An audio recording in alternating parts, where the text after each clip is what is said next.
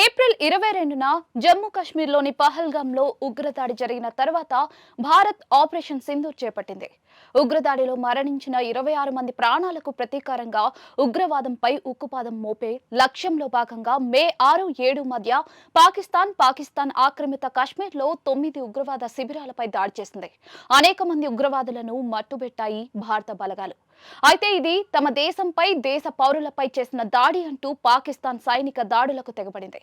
భారత్ కూడా ధీటుగా బదులిచ్చింది. దీంతో ప్రపంచం మొత్తం ఆందోళన వ్యక్తం చేసింది. అణ్వాయుధాలు కలిగిన రెండు దేశాలు ఇలా యుద్ధానికి సిద్ధమవడంతో అగ్రరాజ్యాలు అమెరికా, చైనా కూడా భారత్ పాక్ శాంతించాలని, చర్చలు జరుపుకోవాలని సూచించాయి. అయితే ఉన్న పలంగా ఒకరోజు ఇరు దేశాలు కాల్పుల విరమణకు అంగీకరించాయంటూ అమెరికా అధ్యక్షుడు సోషల్ మీడియా వేదికగా ఒక పోస్ట్ అయితే పెట్టారు. ఆ వెంటనే భారత్ పాక్ ప్రభుత్వాలు కూడా కాల్పుల విరమణకు ఒప్పుకుంటున్నట్లుగా అంగీకరించాయి. తానే ఈ రెండు దేశాల మధ్య కాల్పుల విరమణకు కారణమంటూ ట్రంప్ ప్రకటించుకున్నారు. కానీ ఈ విషయంలో చైనా అసంతృప్తిగా ఉన్నట్లుగా సమాచారం.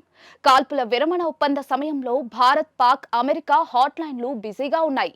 కానీ చైనాను ఆ చర్చల్లో భాగస్వామిని చేయలేదని సమాచారం. ఇదే విషయంలో పాకిస్తాన్ పై చైనా కోపంగా ఉన్నట్లుగా తెలుస్తోంది. పాకిస్తాన్ కు బిగ్ బ్రదర్ లాగా ఉండే తమను కాదని మధ్యవర్తిత్వం కోసం అమెరికాను ఆశ్రయించడంపై చైనా ఆగ్రహంగా ఉంది. కాల్పుల విరమణకు ఒప్పుకున్న తర్వాత చైనా పాకిస్తాన్ తో చర్చలు జరిపింది.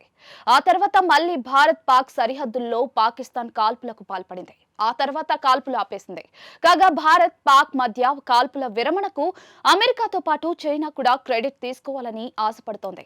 అందుకే తమకు తగిన ప్రాధాన్యత లేకుండా చేసిన పాకిస్తాన్ పై చైనా కాస్త అసంతృప్తిగా ఉన్నట్లుగా సమాచారం.